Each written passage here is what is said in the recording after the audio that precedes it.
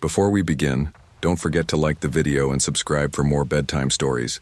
Let me know in the comments where you're watching from and what time it is. And if there's a story you'd like to hear next, I'd love to know that too. I've been driving trucks for just over 20 years now, and I've seen about every weird thing this country can throw at a man behind the wheel. I've hauled freight through blizzards in Montana, dust storms in Arizona, and traffic so bad, in Chicago I swore off city routes for good.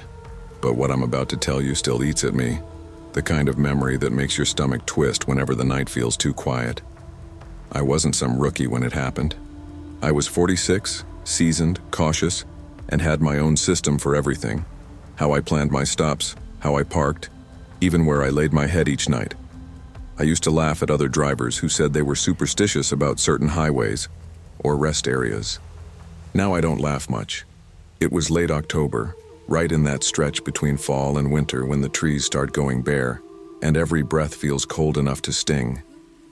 I'd been on a long haul out of Tennessee heading north toward Missouri, hauling a load of flooring tiles for a contractor supply chain. The route was simple enough on paper, 400 miles of mostly empty back roads, then up through the Ozarks and west. The rain started before I even hit Kentucky, a steady, unending drizzle that turned to sheets by the time I crossed the state line. I remember tapping the steering wheel and muttering to myself, "Damn, this rain ain't letting up tonight." I had my CB radio on low, and a guy out of Nashville was cracking jokes about how we ought to start building arcs. We all laughed it off, but I was tired. I'd been on the road close to 4 hours, and by law, I had to stop for a break soon. I don't mess around with those rules anymore. One violation can take your license, and I'd worked too long to lose it. Trouble was, I was in the middle of nowhere. Thick forest on both sides. No lights, no exits, no rest stops. Just a narrow 2-lane road cutting through what felt like an endless tunnel of trees. When the GPS showed a small turnout ahead, I figured I'd take it. Nothing fancy, just a gravel pull-off by the tree line, a little stream nearby according to the map. I slowed down, signaled out of habit, though no one was around, and eased my rig in. The spot was tight but quiet. No street lights, no other vehicles, just the sound of rain hammering the hood. I shut off the engine and listened to the metal tick as it cooled. It was peaceful in that weird way truck stops sometimes are, where your body's tired but your mind's wired. I got out, stretched, grabbed my toothbrush, and splashed some water from the stream to freshen up. The air was cold enough to make my breath fog up. My flashlight beam bounced off the truck's chrome, catching my reflection. Tired eyes, gray stubble, a man who'd seen better days. Then I heard it. An engine in the distance. At first, I thought it was just another trucker passing through. But as the sound grew louder, I noticed something off. It was slowing down. The road curved just a few hundred feet from where I was parked, and the headlights soon spilled through the trees. A dark car, maybe a sedan. Its windows were tinted black. It crawled past me like it was sizing me up. I froze with my toothbrush still in my mouth. "Evening," I muttered under my breath, though I knew they couldn't hear me. The car rolled by slow, like real slow. My gut twisted. There's a certain kind of silence you only get when something ain't right. That was it. When the car finally disappeared around the bend, I spat, tossed the toothbrush back in the cab, and locked both doors. Then, like any trucker who's been out too long, I looped the seatbelt through the door handle, a little trick we all use for extra security. Inside, I drew the curtains, cracked a can of chili from my cooler, and ate while scrolling through weather updates. Just rain, no storms, no warnings. After a while, my eyelids got heavy, and I turned in for the night. Sometime later, I don't know how long, I woke up to a noise, not thunder, not rain, footsteps. At first, I thought maybe it was an animal, but the sound was too deliberate. Slow, careful circling the cab. My breath caught. Every muscle in me went tight. Then came a faint tap, right by the driver's door. I stayed dead still, straining to listen. Another tap. Then a scrape. "Who's there?" I called out, my voice cracking from sleep and fear. Nothing. A few seconds later, bang! The whole truck shook. I jolted upright, heart pounding, and the adrenaline hit me like a jolt of lightning. Another bang, followed harder this time right against the door. "Hey, get the hell off my truck," I yelled, snatching my flashlight. Silence. Then a muffled laugh. Low, dry, like someone trying to hold it back. I could barely breathe. I flicked the flashlight on and pointed it at the windshield. Through the sliver between the curtains, I caught sight of a figure. Tall, drenched from the rain, standing just inches from the glass. "Jesus," I whispered. He was wearing a black hoodie, the hood drawn so low I couldn't see his face. But what got me was what he held. A long curved knife glinting in the beam of my flashlight. "Get away," I shouted, fumbling for the keys. I jammed them into the ignition. The engine sputtered, coughed, then stalled. Come on, don't do this to me," I hissed, slapping the wheel. Outside, he moved toward the driver's side. His boots crunched the gravel slow, deliberate, like he wanted me to hear every step. Bang! He slammed his fist, or something heavier, right into the door. I ducked down, heart hammering so loud it drowned out the rain. "Buddy, I swear to God I'll call the cops," I shouted again. He didn't answer. Instead, he started laughing, full-on hysterical laughter now, like a man who'd lost his mind. I turned the key again. This time the engine roared to life. Through the glass, I saw his head snap toward the sound.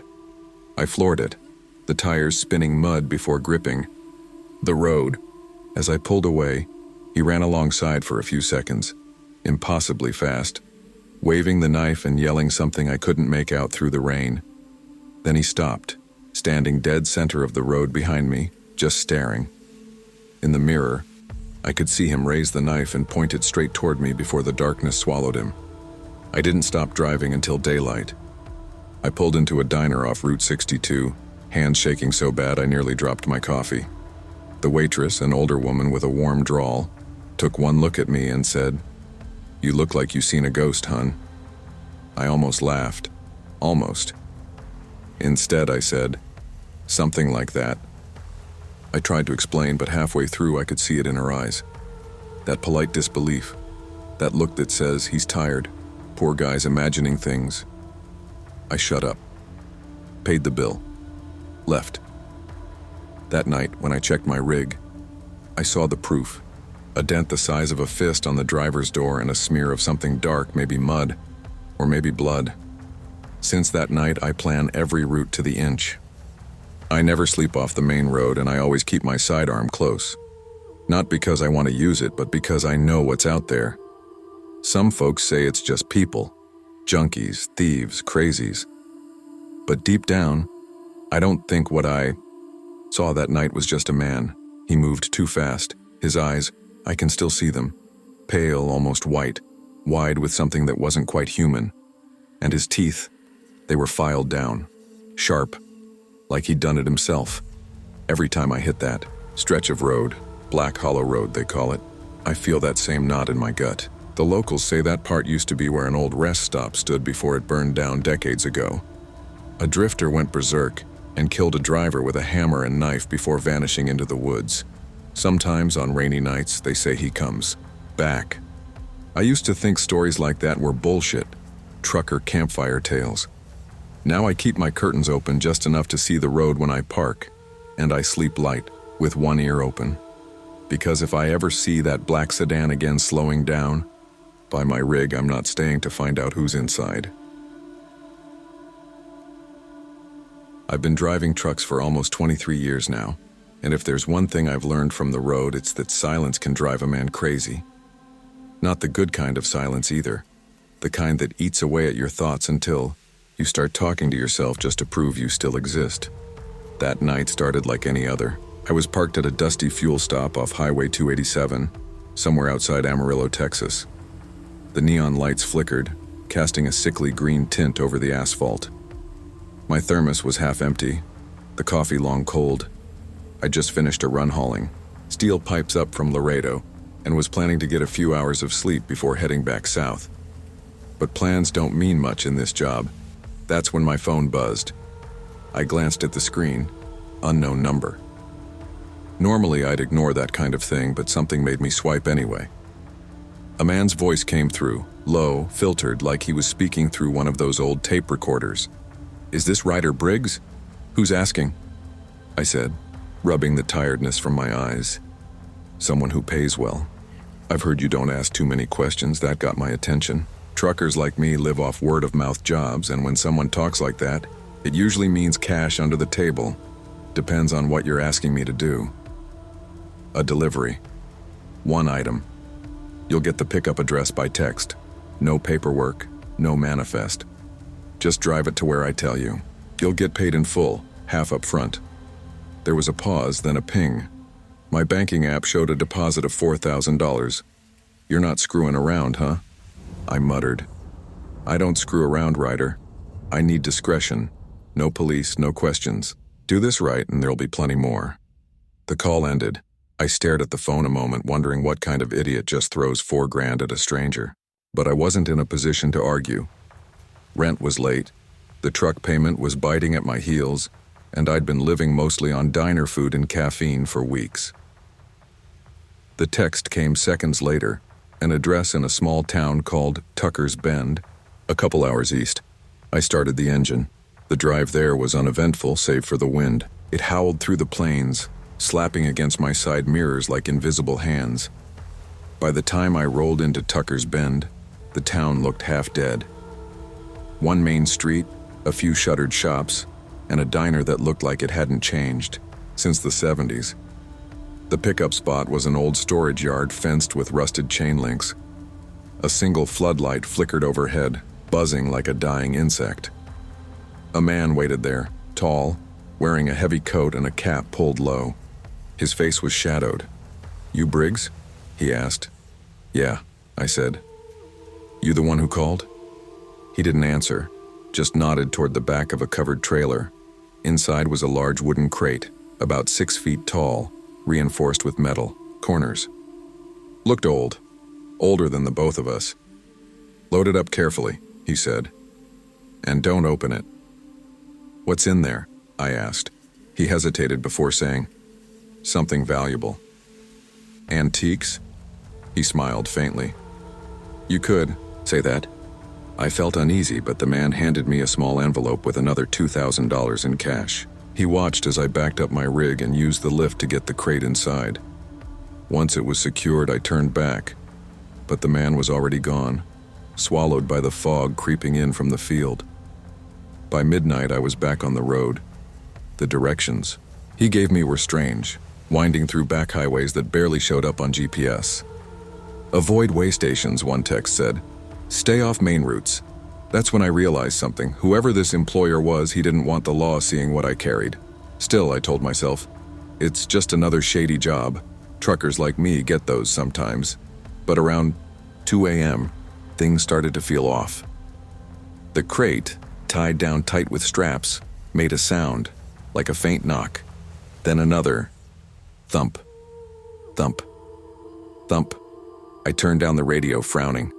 What the hell? I pulled over to the side of the road, the tires crunching over gravel. The wind outside was cold enough to sting. I climbed out, flashlight in hand, and went around to the back. The trailer was dark, silent. Just my breathing and the hum of the engine. Probably just shifting weight, I muttered, though I didn't quite believe it. When I aimed the flashlight at the crate, I noticed something strange. A fresh crack along one of the wooden panels, like something had pushed from the inside. "Damn," I whispered, running my hand over it. That wasn't there before. I backed away, suddenly aware of how quiet the night was. Then, clear as day, I heard it. "Let me out." I froze. The voice was muffled, hoarse, like someone speaking through wood. "Please, let me out." My throat went dry. "Hello? Is someone in there?" I called stupidly. No response. Just another weak thump. I stumbled back to my cab, slammed the door, and locked it. My hands were trembling. I tried convincing myself it was just my imagination. Maybe the sound of air escaping from old boards. But deep down, I knew I'd heard a human voice. Morning came gray and cold. I hadn't slept. The crate stayed silent. Around noon, my phone buzzed again. The same number. "You're behind schedule." I swallowed. Yeah, I had to stop. Something's wrong with the crate. What do you mean? It's making noises, man. Like something's inside. Silence. Then, do not open it. You didn't answer my question, I said, my voice shaking. Is there someone in there? If you value your life, do not open that crate. Deliver it by tonight.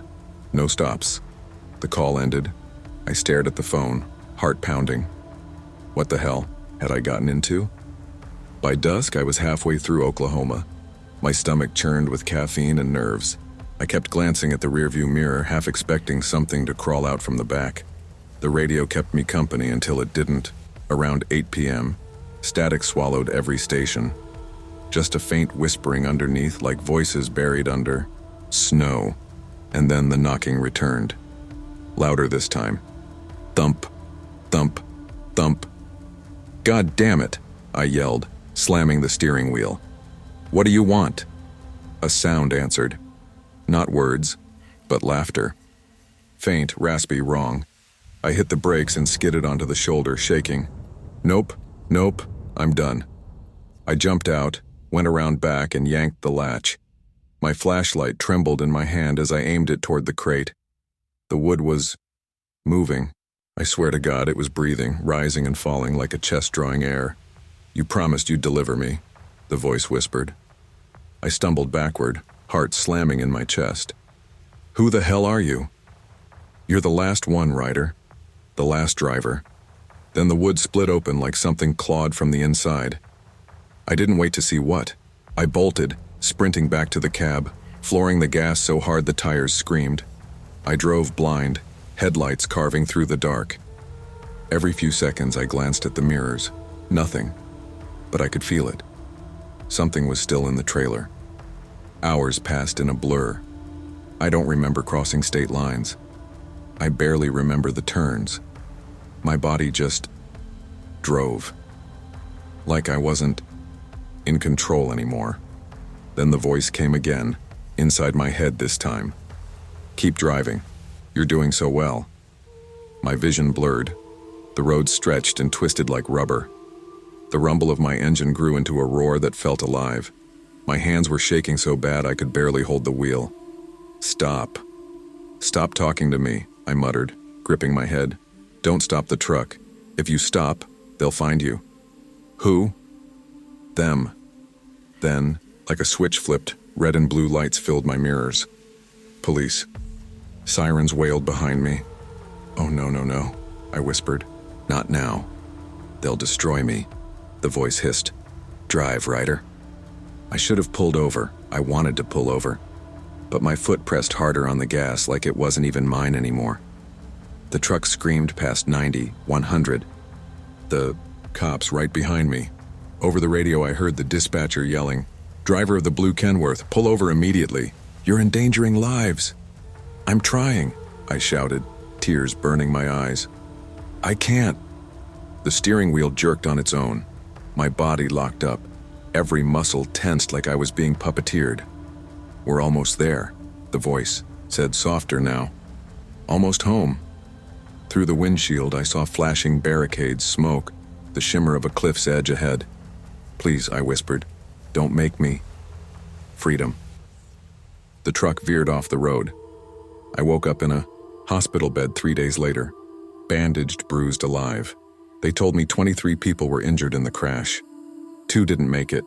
My rig had torn through the barricade and plunged partway down the ravine before catching on fire. But here's the thing that made my blood freeze. When they found the trailer, it was empty. No crate. No debris that matched it. Not even ashes. When the sheriff came to question me, I told him everything. The phone call, the man at the yard, the voice in the box. He just looked at me with that cop look that says you're full of it, but I'll pretend to listen. "There's no record of any. Call Mr. Briggs," he said. "And your bank transfer?" "It's gone, no trace." I tried to explain again, but my voice cracked. I sounded insane.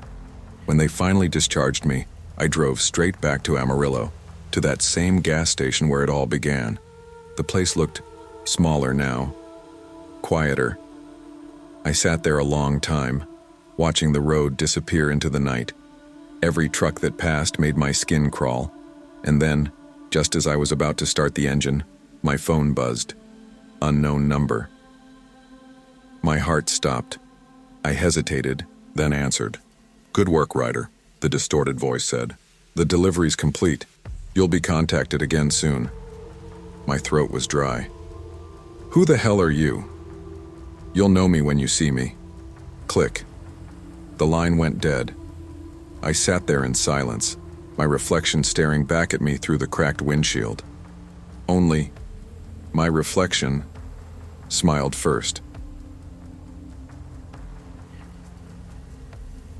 I've been a long-haul trucker for over 20 years now, and I've seen my fair share of strange things on the road, from UFO chasers in the Nevada desert to meth heads wandering across the freeway like zombies. But nothing, and I mean nothing, ever shook me like what happened one summer night driving eastbound on Route 84. Back then, I was running loads for a small outfit out of Amarillo, Texas. They weren't exactly top-dollar jobs, but they paid steady, and that was all that mattered to me. My wife had just left me a few months prior, took the kids and moved in with her sister in Kansas City. I couldn't really blame her.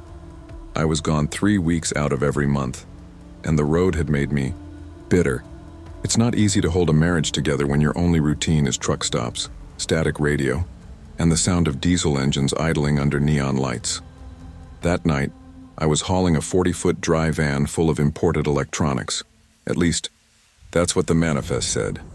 Truth be told, I rarely checked. As long as the trailer was sealed, it wasn't my business what was inside. The delivery was supposed to go from Los Angeles to Houston, and I was running about 6 hours behind schedule because of a massive wreck on the 210 earlier that day. It was close to 10 p.m. when I stopped at a gas station just outside Las Cruces, New Mexico. The air was still hot, the kind of desert heat that sticks to your skin even after the sun's gone down. I filled up both tanks, grabbed 2 Red Bulls, a microwaved burrito, and called it dinner. I hated that jittery feeling caffeine gave me, but it beat dozing off behind the wheel. When I came out, I noticed a guy standing by the off-ramp holding a cardboard sign that said El Paso. He was tall, maybe 6'1", and lean, not scrawny, but the kind of build that said he'd done hard labor. He wore a faded army green jacket and carried a duffel bag slung over his shoulder. Normally, I don't stop for hitchhikers. Company policy says not to, but I've bent that rule before. I've picked up soldiers, stranded travelers, even one guy who claimed he was walking to see his dying mother. Sometimes it's nice just having someone to talk to. The road gets lonely when your only company is your own thoughts. I don't know why, but something about this guy made me slow down. Maybe it was the way he looked, like he'd been through hell and was still walking through it. "Hey man," I yelled out the window. "Where you headed?" He stepped closer to the cab, squinting against the headlights. "El Paso if you're going that way," he said. His voice was deep but calm, polite even. "I'm passing through there. You can hop in if you want," I said. He gave a quick nod and climbed up into the passenger side without hesitation. "Name's Ray," I said, offering a hand. He stared at it for a moment before shaking. "Cole," he replied. His grip was firm, calloused. "Appreciate the lift, man. Not too many folks stop these days." "No problem," I said, shifting gears and merging back onto the freeway. "You from around here?" "Used to be," he said quietly, eyes fixed on the side mirror. "Haven't been back in years." For a while, we just rode in silence, the hum of the tires filling the cab. The desert rolled by, mile after empty mile. I figured he'd open up eventually. They always do. After maybe 30 minutes, I tried again. "So what takes you back to El Paso? Family?" He hesitated. "Sort of. My ex. She just had a baby. Not sure if it's mine." "Damn," I muttered. "That's rough, man." He didn't say anything, just stared out the window, jaw tight. I noticed he kept glancing at the mirrors, the side one especially. Every minute or so, his eyes darted to it like he was expecting something to appear. "You all right there?" I asked, half joking. "You look like you're waiting for someone to tail us." Cole's lips twitched slightly. "Just making sure we're not being followed." I laughed uneasily. "You in some kind of trouble?" He turned to me, expression blank. Aren't we all? That line stuck with me. Something about how he said it, like he wasn't joking. The next hour passed in silence and the road seemed endless. Every now and then, I'd catch him checking that mirror again, his body tense. The more he did it, the more it started to bother me. We were maybe 20 miles east of Las Cruces when I felt the truck jerk slightly and like I'd hit a small object. Then came a rhythmic thump thump thump from the rear axle. Shit, I muttered. Probably a blown tire. You might want to pull over, Cole said quietly. Yeah, I will, I said, guiding the rig onto the shoulder. The desert stretched, out black and empty on both sides. No lights, no cars, just the soft roar of the wind. When I stepped out, the heat hit me again. I walked around to the trailer, flashlight in hand, expecting to see a shredded tire. But what I saw instead made my stomach twist. The seal on the back of the trailer, the heavy-duty padlock that's supposed to stay intact until delivery, was gone. Snapped clean off. What the hell? I muttered. Before I could think. Too hard on it, I heard footsteps behind me. Everything all right? Cole's voice came from the darkness. Yeah, I said, though my voice didn't sound convinced. Seal's broken. Somebody must have cut it back in Long Beach or something. He stepped closer, the beam of my flashlight catching his face. His eyes looked tired, but something else too. Paranoid. You open it? He asked. No, I said quickly. Ain't my business what's inside. He nodded slowly, like that answer mattered. Then he said, You should get back in the truck. Before I could ask why, there was a noise from inside the trailer, a dull thump followed by a dragging sound. I froze. Cole's voice dropped low. Don't open it. What the hell's in there? I asked. He looked at me, his expression dead serious. People. My stomach sank. What? I didn't plan on this, Ray. I swear to God I didn't. But you picked me up, and now, you're part of it. What the hell are you talking about? I shouted, backing away. He sighed, rubbing his temples. You ever hear of the Mesa County escape? Happened 3 nights ago. Yeah, I said, my voice trembling.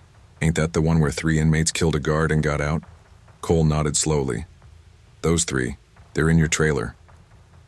Before I could even react, headlights flared in the distance, several of them. Then came the faint echo of sirens. Cole's entire body went rigid. Shit, they found us. He ran around the truck and climbed back into the cab, yelling for me to follow. I didn't move. I'm not going anywhere, man. He pointed a gun out the window. You are now. For a split second, I thought about running. But something in his eyes told me he'd pull the trigger without hesitation. So I got in. He slammed the truck into gear and floored it. The sirens were getting closer now, red and blue lights flickering in the side mirrors. You want to tell me what the hell is going on? I yelled over the roaring engine. I was supposed to pick them up, he said. I did time with them in Iraq, not prison war, but one of them didn't make it back right. He started doing stupid shit when he got out. The other 2 followed. They busted out of county 3 days ago, killed a guard, and I told him I'd help. Help? I barked. You dragged me into this. He didn't answer. His hands were tight on the wheel, eyes darting between the mirrors. Behind us, the sirens grew louder. A spotlight swept over the back of the trailer, and I heard a metallic rattle from inside, like someone trying to force the door open. Then the gunshot. Cole fired out the passenger window, glass shattering everywhere. I ducked instinctively as the truck veered off the road, bouncing hard before crashing into a ditch. The sound was deafening. Metal, gravel, breaking glass, and then silence. When I opened my eyes, I was slumped against the steering wheel, blood trickling down my temple. The smell of diesel and burnt rubber filled the cab. Cole was gone. Outside I heard shouting. Police, guns drawn, flashlights cutting through the night. I stumbled out, hands raised. I'm just the driver, I yelled. He took my truck. I didn't know nothing about this. They cuffed me anyway, dragged me to the side while they cleared the trailer. The door swung open and I'll never forget what came out. 3 men, filthy, wild-eyed, shackled together by a chain that clinked as they moved. They weren't fighting. They weren't running. They were smiling. One of them, a bald guy with tattoos crawling up his neck, looked right at me and grinned. "Thanks for the ride, trucker," he said. "I don't remember much after that." They said Cole was killed in the crash. 2 of the convicts were shot dead. The 3rd disappeared into the desert. My truck was impounded as evidence. When they finally let me go, one of the officers handed back my license. "You didn't do anything wrong," he said, "but maybe next time, take a look at the signs before you pick someone up." On my drive back to Amarillo, I saw one of those signs myself, weathered and rusted, half buried in the sand. "State prison area. Do not pick up hitchhikers." That was the last time I ever offered a stranger a lift. Now, every time I see someone thumbing on the side of the highway at night, I get that same uneasy feeling, like something's watching from the dark, just waiting for another trucker to stop, and I keep driving. I've been on the road for over 15 years now, and let me tell you, trucking will either make you a poet or a paranoid bastard. Long nights, empty highways, and too much time to think can mess with your head. I haul freight across the Pacific Northwest, mostly between Oregon and British Columbia. It's a route I could drive blindfolded, though I wouldn't recommend it. That night, I was hauling a load of machine parts from Eugene up to Prince George. Nothing special. I had the radio low, coffee lukewarm, and the road all to myself. I'd been driving since morning, planning to shut down at a rest stop near a small town called Fairvale, but I missed the damn exit. My GPS glitched, and before I knew it, I was pushing another 40 miles with a bladder ready to burst. The highway had gone dead quiet. No taillights, no oncoming beams, not even a distant rig. Just me and the Rockies cutting black shapes against the horizon. The only sounds were the hum of my tires and the occasional pop of the radio static. It wasn't unusual, but something about that night felt off. I finally gave in and pulled over on a narrow shoulder where the road curved around, a steep hill. I left my hazards on, climbed out and stretched until my spine cracked. My back screamed from 10 hours of driving. The cold hit my face, sharp and damp. I walked toward the tree line to take a leak. The pines there were tall, packed so close. Together, it looked like the forest had swallowed the moonlight whole. When I was done, I pulled out a cigarette, lit up, and took a slow drag. The kind of drag that feels like it's grounding you in place. That's when I noticed movement between the trees. At first, I figured it was a deer, the way it darted low and fast. But the motion didn't feel right. Too erratic. I squinted through the smoke, and that's when I saw him.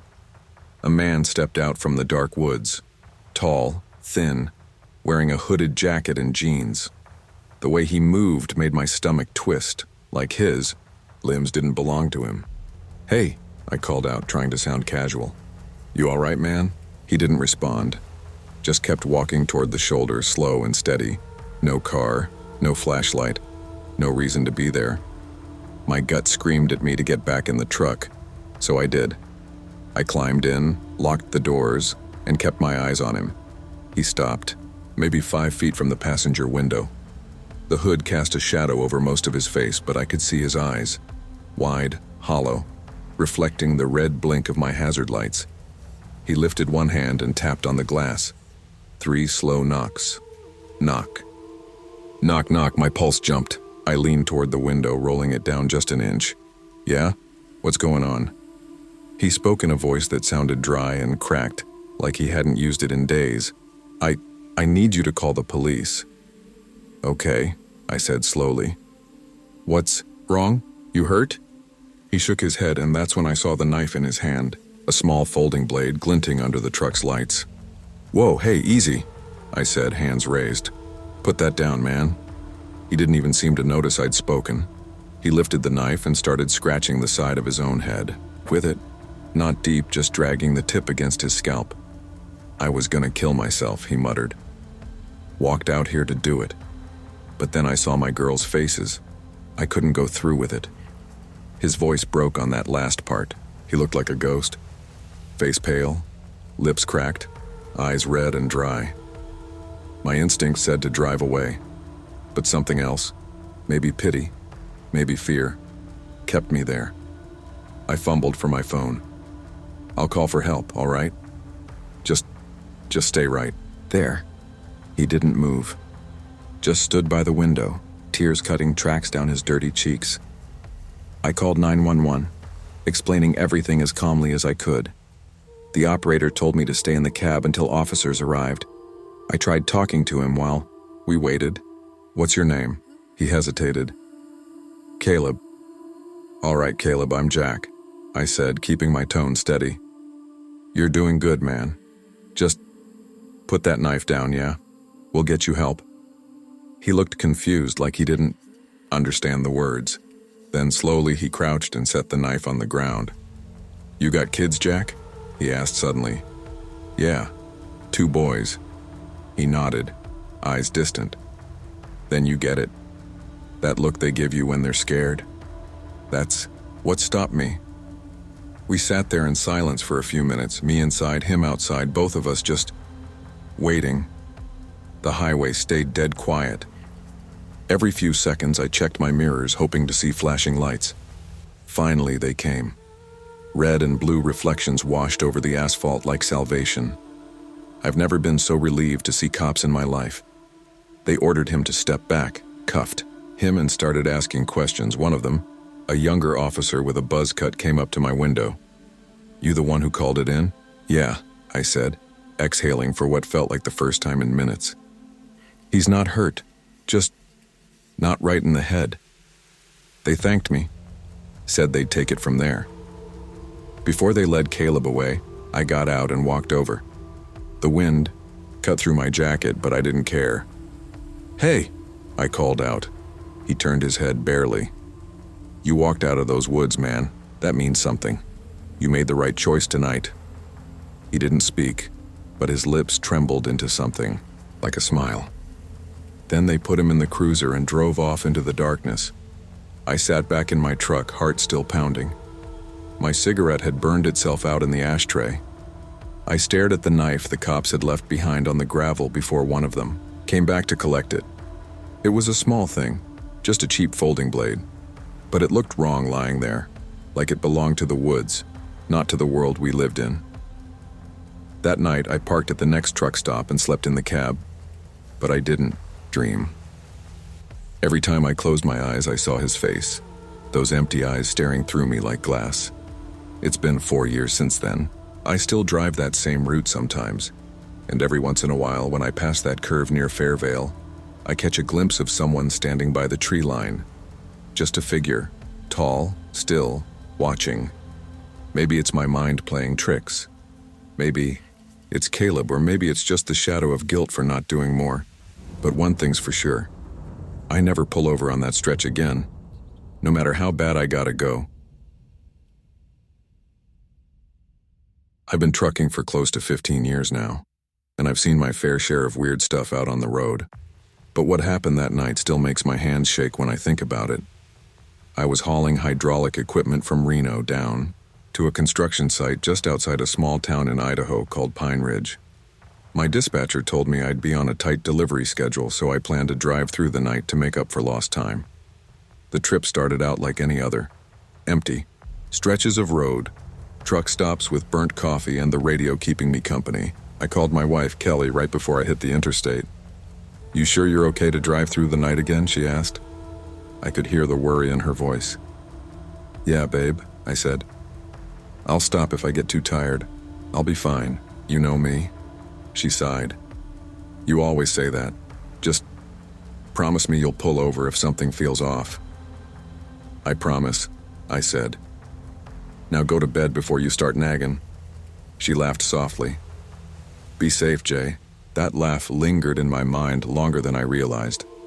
After about 4 hours on the road, rain started to drizzle, light at first, then heavy enough to make the wipers squeal. The sky flashed every few seconds, lightning rippling through the dark clouds. The roads up near Pine Ridge aren't exactly forgiving, especially at night. No streetlights, no shoulder, just endless black and the hiss of rain. By the time I got off the main highway, it was near midnight. My eyes were heavy, and my back felt like it was full of gravel. I figured I'd find a spot to park for the night, get a few hours of sleep, and start again before sunrise. I found a dirt clearing off the side of a back road, not an official rest area, but it looked safe enough. There was a big oak tree nearby, its branches stretching out like arms. I parked under it, killed the engine, and leaned back with a sigh. I pulled out a sandwich Kelly made for me, cold turkey and mustard on white bread. It tasted like home. The rain had stopped by then, but a sharp wind started blowing. I cracked the window an inch to let some air in and just listened. The kind of quiet you only get out there. No cars, no people, just wind and the hum of cooling metal. When you've been trucking long enough, you get used to sleeping in weird places. I closed the curtains, leaned my seat back, pulled my jacket over me and dozed off. I must have been asleep for about an hour when I heard it, the faint click of a door handle. At first, I thought I'd dreamed it. Then it came again. Click. I sat up, eyes wide open, trying to shake off that foggy half-sleep. You know that feeling when you wake up suddenly and your heart's already pounding because your body knows something's wrong before your brain does? I listened. Nothing but the wind. Then a soft metallic jiggle. Someone was trying the driver's side handle. Every nerve in my body lit up. I slowly pulled the curtain back just enough to peek outside. The headlights were off, but the moonlight was bright enough to see the empty dirt road stretching out ahead. No cars, no movement. Just that old oak tree, its branches swaying. "Who's there?" I called out, my voice shaky. No answer. Then, another click, this time from the passenger side. I turned fast, my heart pounding against my ribs. Still nothing. I flicked on the cab lights, but the windows just showed my reflection. Jesus Christ, I muttered. It's probably the wind. Just the damn wind. But when I leaned closer to the glass, I noticed something odd. The condensation on the window had a smudge, like someone had breathed on it from the outside. I started the engine. The rumble of the diesel made me feel safer somehow. The headlights flared, cutting through the night. There was no one there. Not a soul. I shut the engine off and sat in silence for a while. My nerves were shot, but I told myself to stop acting. Crazy. Maybe a branch had brushed the door. Maybe I was hearing things. Then, from the back of the sleeper, something rattled. At first, it sounded like the air vent flaps fluttering in the wind. But it kept going. Rhythmic, deliberate.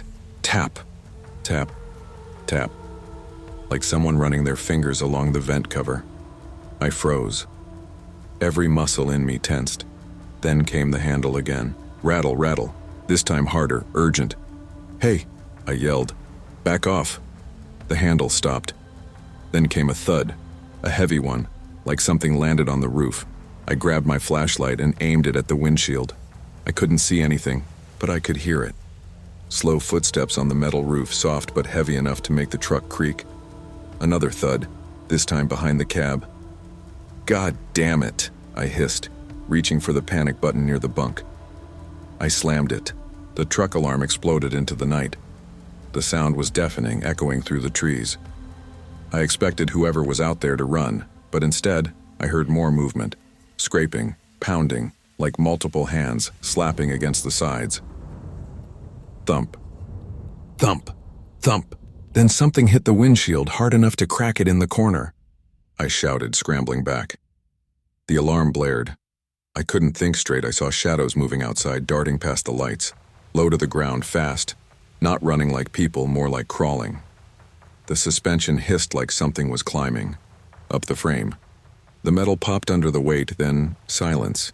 Just like that, everything stopped. The alarm kept going, echoing across the empty field. Then it too shut off. I sat there shaking, clutching a tire iron in both hands. My breath came in short bursts. I waited, staring at the door, the windshield, the side mirrors. Nothing. After what felt like hours, a pair of headlights cut through the night. A trucker rolling down the road. I'd never been so relieved to see another rig in my life. I didn't sleep after that. I kept the engine running and waited for daylight.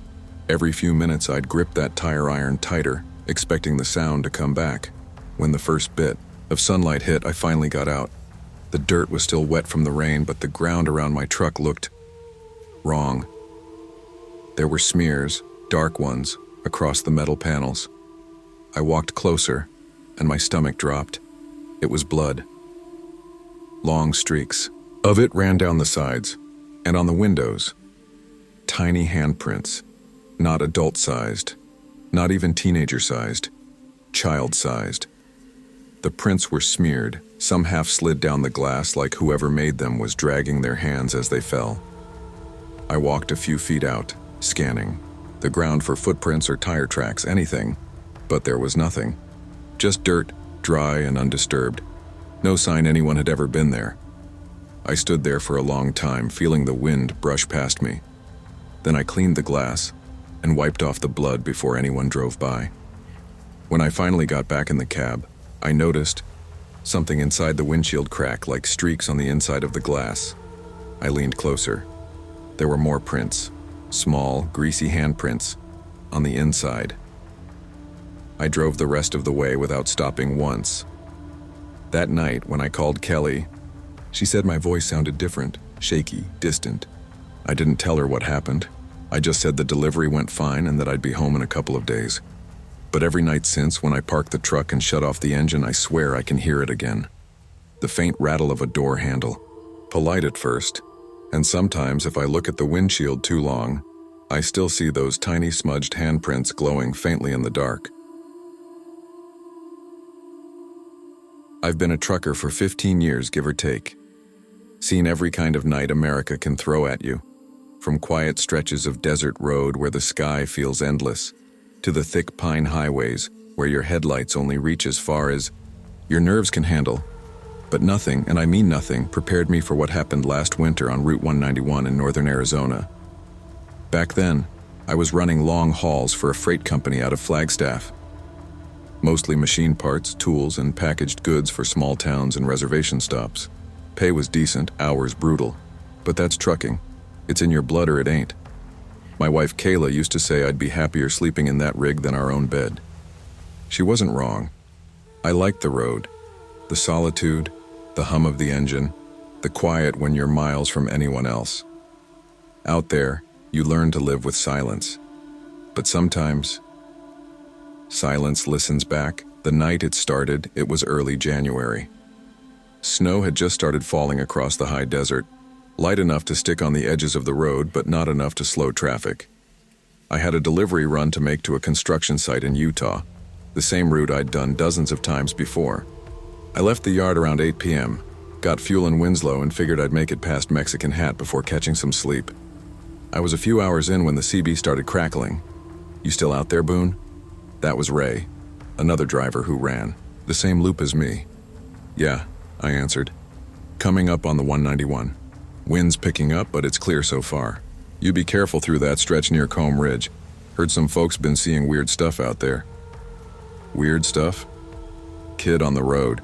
Folks say they've seen him standing dead center of the lane, middle of the damn night." I laughed. "You serious?" "Dead serious. Couple of drivers swerved because they thought it was real. Cops checked, said there wasn't any kid. No tracks, no prints, nothing." I brushed it off. "You hear stories all the time out here. Phantom hitchhikers, ghost cars, lights in the sky. Truckers love their tales. Keeps them awake. But later that night, I'd wish I'd listened." The first sighting around 2:45 a.m., I was rolling through a lonely patch just south of Bluff, Utah. The snow had stopped and the moonlight gave the desert that pale silver glow. My coffee was lukewarm, my eyelids heavy. I turned on some old Johnny Cash to keep myself company. That's when I saw him. A small figure standing in the middle of the lane, red hoodie, head down, facing my truck. My heart damn near jumped out of my chest. I slammed the brakes, tires, screeching across the thin sheet of snow. The whole rig shuddered. When I came to a full stop, my headlights framed the kid dead center. He couldn't have been more than 6 years old. "Jesus Christ," I muttered, grabbing my flashlight and stepping down. "Hey kid, you okay? You hurt?" He didn't move. I took a few careful steps closer. The wind cut sharp against my face. My boots crunched in the snow, echoing too loud in the empty dark. I was about 20 feet away when I realized something was off. The snow around him was untouched. No footprints, no tracks leading to him or away, and then he was gone. I blinked, looked around, even checked under the trailer. Nothing. Just empty road. Must be the damn fatigue, I whispered to myself. Climbed back in, shut the door, locked it. But the shaking in my hands didn't stop for a while. Next morning, I rolled into a diner truck stop just outside of Blanding.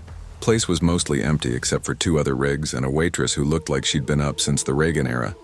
She poured me coffee and smiled tiredly. "You look like hell, honey." "Didn't sleep much," I said, staring at the steam rising from the cup. "Listen, you ever hear about some kid out there on the 191, red hoodie?" Her smile vanished. She glanced toward the window like she was checking to make sure no one else was listening. "You saw him too, didn't you?" I froze. "Two?" She nodded slowly. "Couple of drivers been talking. Said a little boy's been showing up near the ridge since that accident last year." "What accident?" She sighed, wiping her hands on a rag. "Family in a minivan. Slid off the road during a snowstorm. Rolled down the embankment. They didn't make it. Cops said they found the father, the mother, but not the boy. Missing. Never found his body," she said quietly. "Some say he's still trying to find his folks."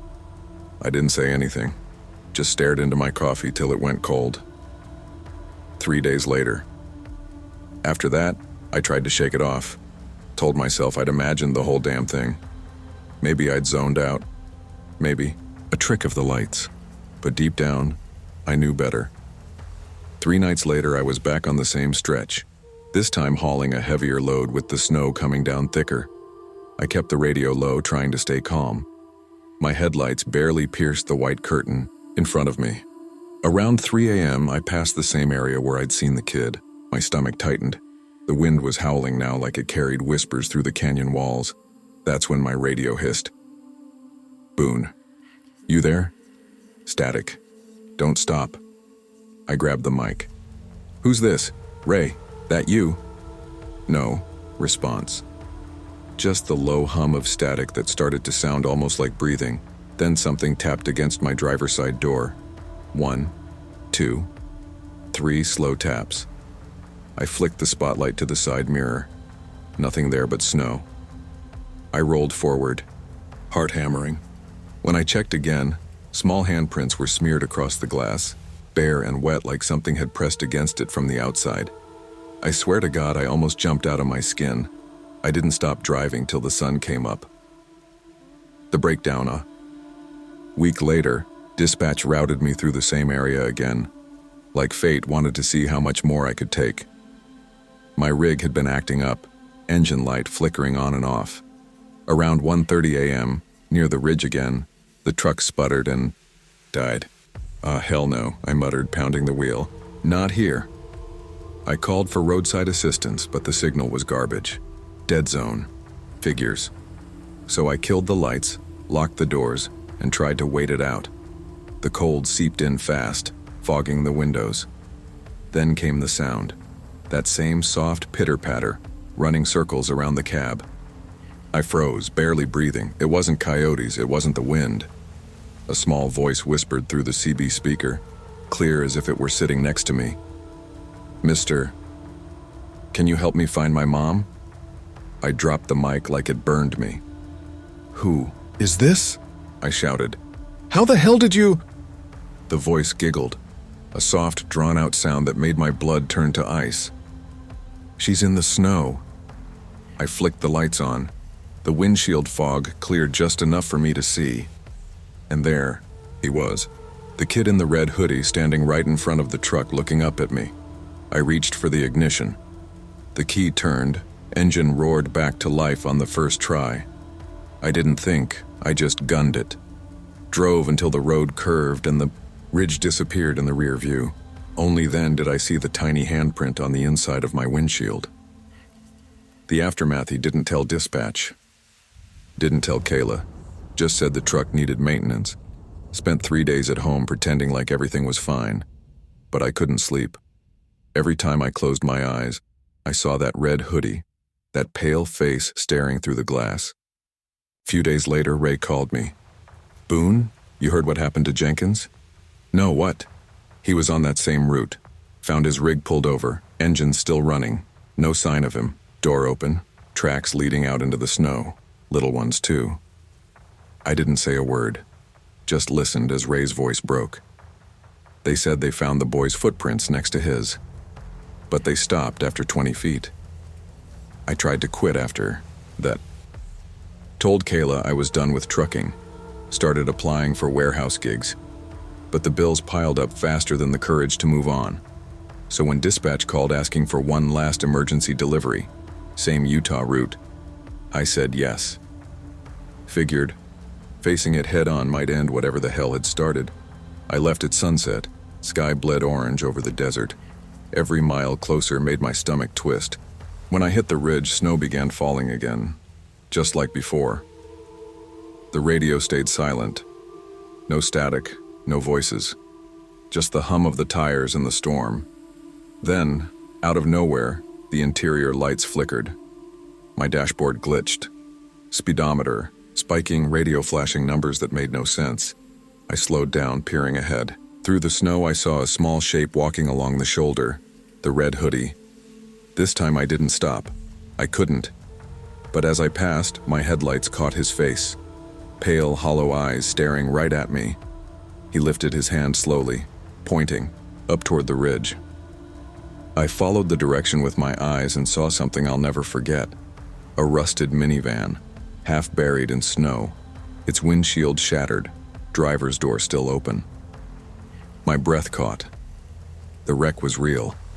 I pulled over, shaking, grabbed my flashlight, and climbed the embankment. The van was old, registration from last year. I brushed away the snow from the rear window. Inside were faded children's toys, a car seat, and a small tattered red hoodie. Right then the wind picked up. I heard footsteps behind me, light, quick like a child's. I turned. Nothing. Just my own tracks. Then a voice whispered, right next to my ear. "Thank you." The air went still. My flashlight flickered and died. When I looked back at the van, the red hoodie was gone. Epilogue. They finally towed that wreck out a week later. Sheriff said it matched the missing family's van from the year before. The boy's body was never recovered. I haven't seen him since that night. But sometimes, when I'm running the late shift in another state, I'll catch a flash of red in my mirror, just for a second, like he's saying hello. I still drive. Not for the money anymore, maybe out of habit, maybe out of guilt.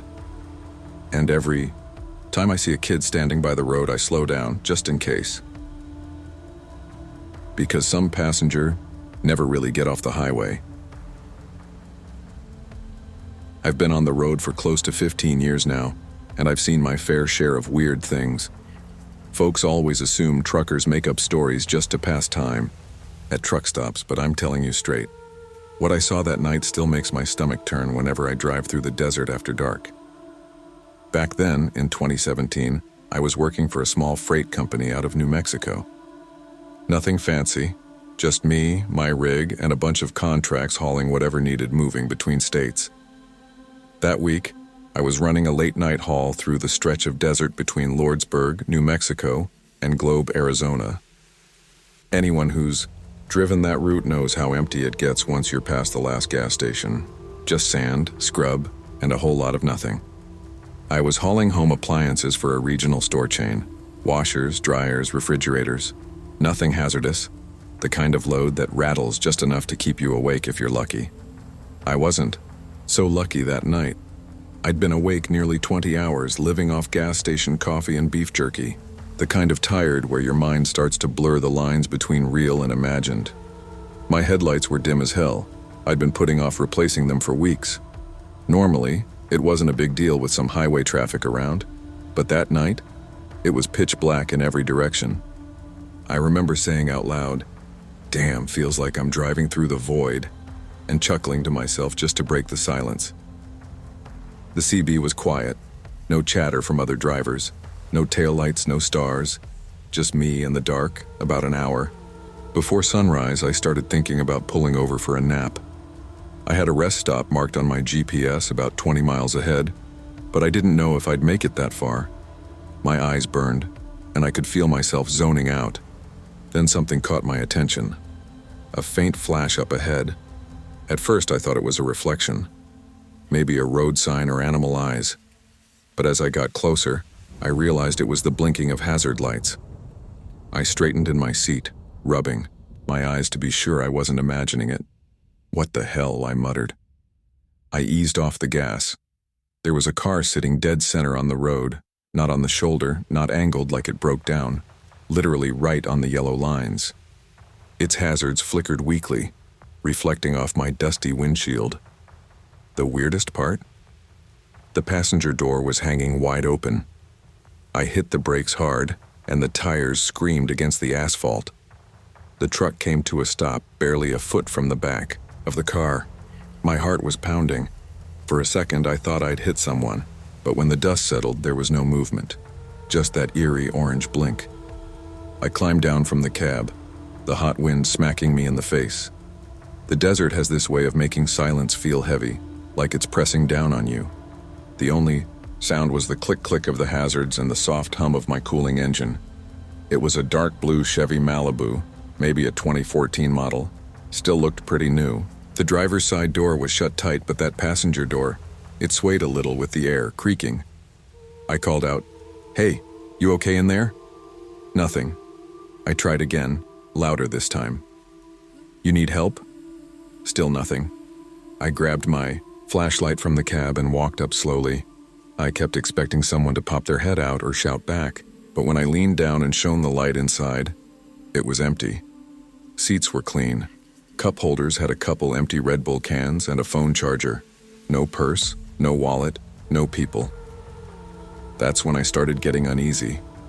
It didn't look like an accident, no damage, no skid marks. Just an empty car parked dead in the middle of nowhere. I checked the back seat, nothing but a folded jacket and a pack of gum. I opened the glove box, just papers. The key was still in the ignition, but the engine was off. "All right, this is weird as hell," I whispered. I kept glancing over my shoulder, expecting someone to be walking up. The desert can play tricks on you, and I swear I could feel eyes on me. I should have just gone back to my rig and driven off. But something in me, maybe guilt, maybe curiosity, told me to check the trunk. If someone was hurt or passed out, I couldn't just leave. The trunk was locked tight. I pulled the key from the ignition and hit the unlock button. I heard the latch pop, but when I tried to lift it, nothing. It wouldn't budge. Felt like something heavy was holding it down. I frowned and muttered, "You've got to be kidding me." That's when I noticed a small rope tied through the latch, keeping the trunk cinched shut from the inside. My stomach turned. I'd seen enough true crime shows to know that wasn't normal. I opened the back seat and crawled through the small gap into the trunk space. My flashlight beam bounced over 3 black garbage bags shoved toward the back. They weren't huge, but they looked heavy, sunken in the middle, tied tight at the top. I froze. My mouth went dry. I didn't want to touch them. Before I could decide what to do, a gunshot cracked through the still night. The sound echoed off the desert walls like thunder. I jerked up so fast I slammed my head against the car roof. "Shit!" I hissed, clutching my head. My heart was hammering. Then I heard it. A voice. Rough, raspy, and close. "Hey!" it yelled. My flashlight dropped from my hand, clattering to the asphalt. I scrambled out of the car and stumbled backward. The voice yelled again, louder this time. "Hey!" That's when I saw him. A man was standing maybe 50 feet away, just outside the beam of my truck's headlights. He was short and stocky, wearing a dirty white tank top and grease-stained jeans. He had a red beard and a shaved head, and in one hand he held a small rifle, the kind you use for hunting. In the other hand was a shovel. For a second we just stared at each other. I was frozen. He looked terrified, not crazed, like I was the one intruding. He yelled, "Don't move!" and started walking toward me. That snapped me out of it. I bolted back to my semi. I don't remember climbing up. Just the slam of the door behind me, the engine roaring to life. My hands shook so bad I almost dropped the gear stick. As I started to pull away, I saw him in my mirror. He dropped his shovel and waved both arms, shouting something I couldn't make out. Then he started running after me. Hell no, hell no, I muttered, flooring it. The truck lurched forward, tires screeching. I didn't care if I blew the transmission, I just needed to get out of there. In the mirror, I saw him sprint back, to the Malibu. A few seconds later, its headlights flared to life. He was coming after me. My breathing got shallow. The road was narrow, and my semi wasn't built for speed. I called 911 on speaker, my voice shaking as I tried to explain. This is Randy Cole. I'm a truck driver on Route 78 outside of Black Ridge. There's a man chasing me in a blue Chevy. He's got a gun. The dispatcher's voice was calm. Sir, slow down. Are you hurt? No, but he's right behind me. I think he fired at me. All right, officers are being dispatched. Stay on the line with me. I checked my mirror again. His car was right on my tail. He honked and flashed his lights over and over, swerving side to side like he wanted me to pull over. My knuckles went white on the steering wheel. I shouted into the phone, "He's trying to run me off the road." "Sir, stay calm. Keep driving straight. Help is on the way." For 15 minutes, that bastard stayed on me, horn blaring, headlights flashing like some kind of demented signal. I could feel the trailer swaying. My mind kept looping through what was in that trunk, those bags, that rope. Finally, red and blue lights appeared ahead. 2 cruisers parked sideways across the road. I almost cried with relief. The Malibu swerved at the last second, cutting right and tearing off into the open desert. The cops jumped into their cars, but it was useless. He disappeared into the dunes, headlights bouncing until they vanished completely. When I stopped, my hands were trembling so bad I could barely shift into park. The officer who approached me looked like he'd been woken up from a nap. "Sir, you the one who called about the chase?" he asked. "Yeah," I said, voice cracking. "He's got a gun. Fired it. There's a car back down the road, trunk. Tied shut, garbage bags inside." He raised his hands. "All right, slow down. We'll check it out. You sit tight, okay?" I begged him. "He's not that far, man. You can catch him if you leave now." But he shook his head. "Backup's on the way. We'll take care of it." He took my statement, calm as a Sunday morning. I must have told him 3 times that the guy went north toward the dunes. He just nodded, said they'd investigate. They never called me back. I heard later that the police found the car, abandoned, just like I'd seen it. But the trunk was empty. No bags, no rope, no sign of the man. They said it was probably some local hunter who panicked when I stopped. That's what they told me anyway. But I know what I saw, and I still wake up sometimes hearing that single gunshot echoing in my head and seeing that look in his eyes. Not anger, not insanity, just pure panic, like he'd been caught doing something he wasn't supposed to. I still drive nights. It's in my blood. But every time I pass through an empty stretch of desert and I see a pair of hazards blinking in the dark, I don't stop anymore. Not for anything. Because out there, in the middle of nowhere, you never really know what or who you're pulling up on. I've been driving 18-wheelers for close to 17 years now. I started right after my divorce when the house felt too damn empty, and I figured if I couldn't sleep anyway, I might as well get paid to stay awake. Long nights on the interstate became my therapy. Just me, the hum of the engine, and a stretch of blacktop that never asked questions. Back then I told myself I liked the freedom, but the truth is the road makes ghosts out of men. You lose birthdays, funerals, whole seasons. Your memories start to smell like diesel and burnt coffee. This happened 2 winters ago, somewhere outside Amarillo, Texas. Exit 47 to be exact. A truck stop I'd never noticed before, even though I'd run that route half a dozen times. I was hauling a load of paper goods from Oklahoma City to Albuquerque. Nothing special, just another Tuesday night run. I'd been driving close to 11 hours, so I was already pushing it. My dispatcher, Rick, had been blowing up my phone all evening. Rick, over the radio. "Hey man, you make it past Groom yet? Gonna need you in ABQ by 7 a.m. Me. Yeah, I'm rolling. Might stop for fuel, need coffee bad. Rick. Ain't no big stations till Vega. Keep your eyes open for some small ones, there's a new one off exit 47 or something. Heard good food. I laughed under my breath. Good food and truck stop don't usually belong in the same sentence. It was around 12:40 a.m. The highway was dead. The kind of cold where your breath fogs the windshield even with the defroster on. Then I saw it, a faded green exit sign. 47 Bickford Services, fuel, food, lodging. The ramp dipped low and curved past a line of wind-gnarled trees.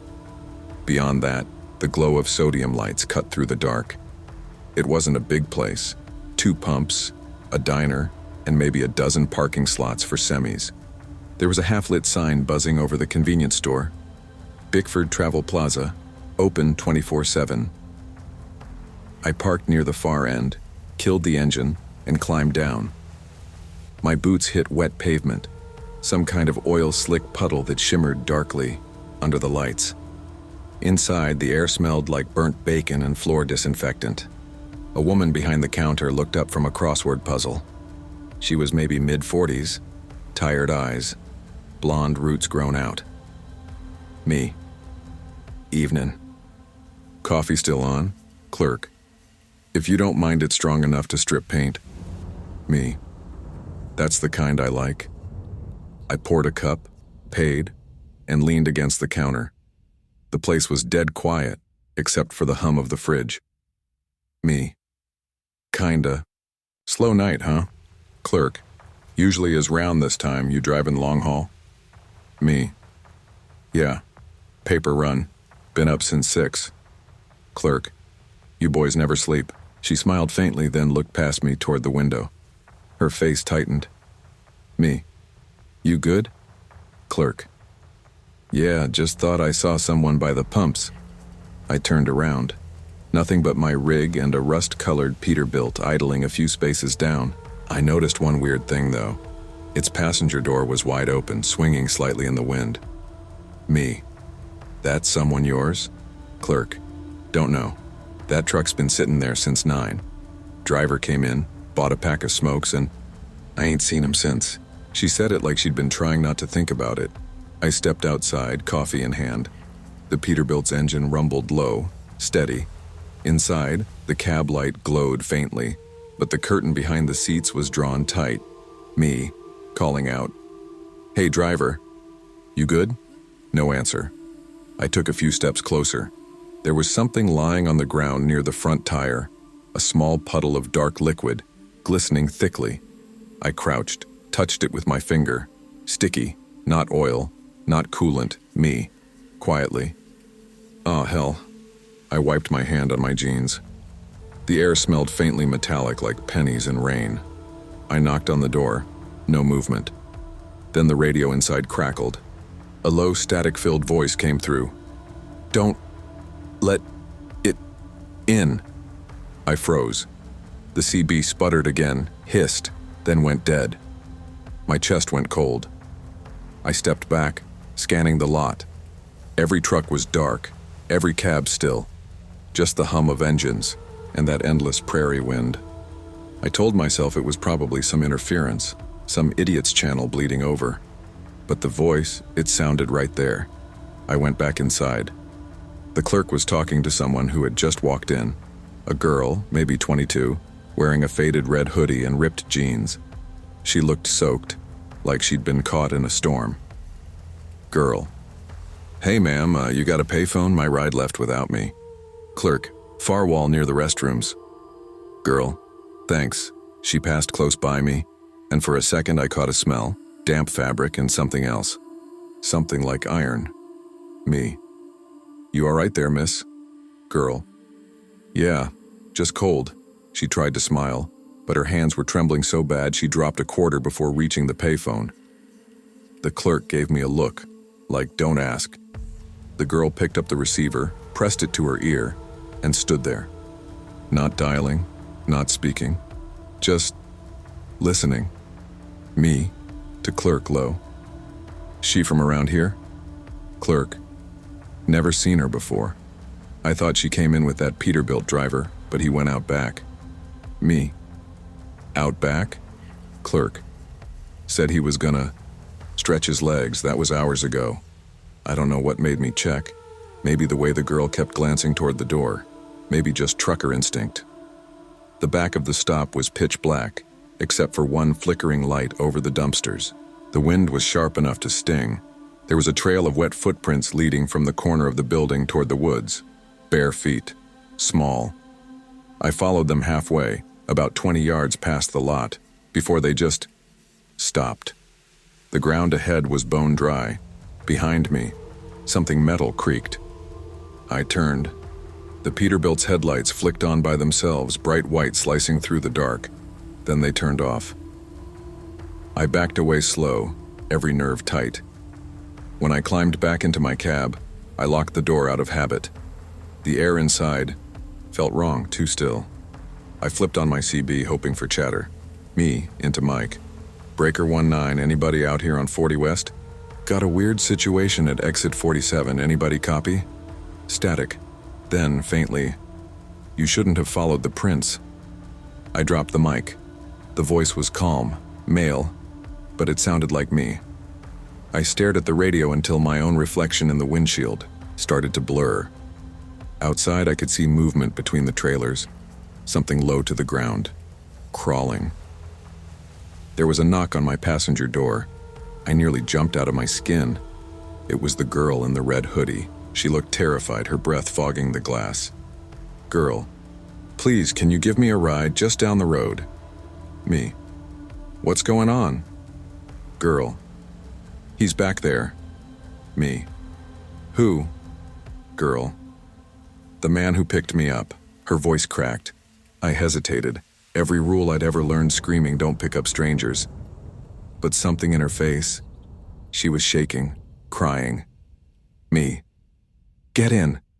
She climbed up fast, slammed the door. Her clothes were soaked again, even, though it hadn't rained. Me. Where to, girl? Just drive. So I did. The road curved past the empty diner lights, then merged back onto the interstate. Me. You hitchin'? Girl. Was. He said he'd take me to Amarillo. Then he stopped here. Me. The guy with the Peterbilt? Girl. Nods. Yeah. He went inside to buy cigarettes. I waited. He never came back. Then I heard him, under the trailer. Me. Under? Girl. He was talking to someone, whispering. Then I saw blood drip down the steps. She wiped her eyes. Me. You call anyone? Girl. Phone didn't work. I glanced at my CB. The red light was on, but the frequency number kept flickering like someone was keying the mic on and off just barely. Me. You sure you're not hurt? Girl. It's not mine. She looked down at her hands. There was dark residue on her palms. That smell again. Metallic, sweet, wrong. We drove for maybe 10 minutes. No other headlights in sight. Then I noticed something strange. My odometer hadn't moved. The GPS still said exit 47 Bickford Plaza. Me. That can't be right. The girl stared out the window. Girl. You can't leave until it's done. Me. What? Girl. He left the door open. I slammed the brakes. Me. What door? Girl. Yours. I looked in the side mirror. My passenger door was open, swinging in the wind, but she was still sitting right beside me. Except now, her seat was wet. Water pooling beneath her. Me. What the hell? She turned her head slowly, toward me, her eyes wide and black like glass. Girl. You shouldn't have followed the prince. The lights went out. I woke up to sunlight streaming through the windshield. My truck was parked exactly where I'd started, at Bickford Plaza, engine off. The diner was empty, doors chained shut. The sign above the store was dark, half the letters, missing, BCK Ord. I stumbled out, shaking. No other trucks in sight, no red hoodie girl. Just one thing. Near my front tire, a wet slipper dripping dark. I left. Didn't even fuel up. Didn't call dispatch. Just drove until I hit the next town. A week later, at a Flying J in Tucumcari, I overheard two drivers talking at the counter. Driver 1. You hear about that fella went missing out near exit 47? Driver 2. Which one? A lot of folks go missing out there. Driver 1. Nah, this one's new. Found his rig running with the door open. Passenger seat soaked through like someone poured water all over it. No driver. I didn't say a word. Just sipped my coffee and tried not to shake. When I got back on the road, I checked my dash camera footage. It had recorded everything until 12:47 a.m., the moment I picked up the girl. After that, nothing. Just static. But right before, the feed cut, you can hear me say, "Where to?" And faintly beneath it, her voice again. Exit 47. Last month, curiosity or maybe guilt got the better of me. I was passing through Amarillo again, and the GPS pinged the old exit. There was no truck stop, just cracked pavement and weeds. A burned-out shell of a building that might have once been a diner. But parked out front was a single rust-colored Peterbilt. Engine idling. Passenger door open.